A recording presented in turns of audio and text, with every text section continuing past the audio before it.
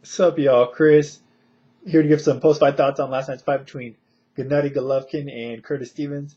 First off, I will say it was a better fight than I anticipated. You know, my predictions of it, I said, would this be, I was kind of asking, do you think this will be Golovkin's toughest test to date, Curtis Stevens?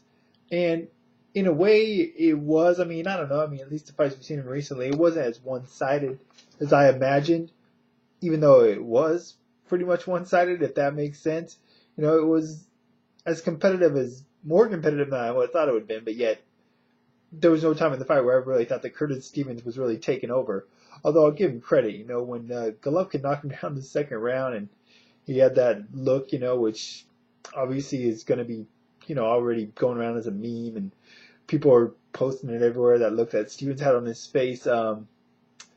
I was surprised not only that he got up from that, but he was able to survive. I mean, especially if you look at the third round, Stevens is fighting pretty confident up until that knockdown. And then the third round, it was just like completely opposite. It was like he had lost all confidence. That third round, he didn't do anything.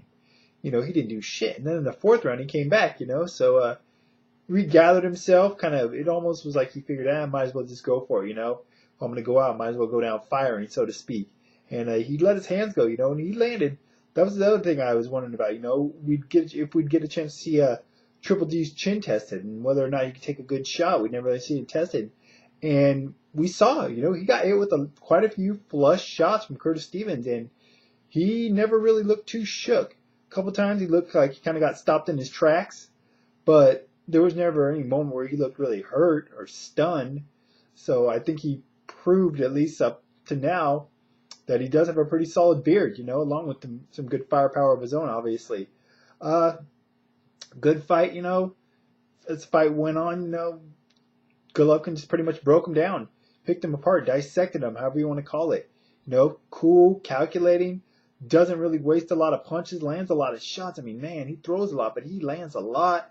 Really mixes his shots up well, punches from a lot of different angles, goes to the body effectively when need be. Solid headshots, really. I mean, even when his shots are blocked, some of his shots to the head, some of his hooks, he still gets a good power on him. He just broke Stevens down, and by the end of that eighth round, he really had Stevens hurt. First with that body shot, and just was taking him apart. It was like, it reminded me of an old pro wrestling. They'd have like a four corners match, they'd call it, and you'd have to drag your opponent to all four corners, and then you win the match. In that last round, Curtis Stevens went all four corners of the ring, and Golovkin just followed him through all four corners, just chasing him around and knocking him and hitting him, and there was no escape for Curtis Stevens. So I think it's a good thing, a good stoppage by both Stevens' corner and doctor, or the referee, I should say, because I don't think Stevens would have made it out of the ninth round if it would have went into one. But a really good win for Triple G. I mean, it's quality, hard to say, but it was a good performance, no doubt about that. Answered a few questions, you know, and Triple G, you know, fun guy to watch fight. I mean, there's a lot of fighters out there that are really great fighters. You know, you got Mayweather, you got Ward. I'm not putting him in that category just yet, but as the guys that I think are more universally liked, Golovkin seems to be one of those guys at the moment. You know, he seems to have a lot of fans. That you don't really see a lot of guys hating on him just yet, outside of maybe Gabriel Rosado's fans. Yeah, fun guy to watch. You know, after the fight, he said he'd like to fight Martinez or Quillen. The Quillen fight, unfortunately, is not going to happen. But would love to see the Martinez fight if Martinez doesn't fight Cotto. Martinez would be smart to fight Cotto. Safer proposition, more money.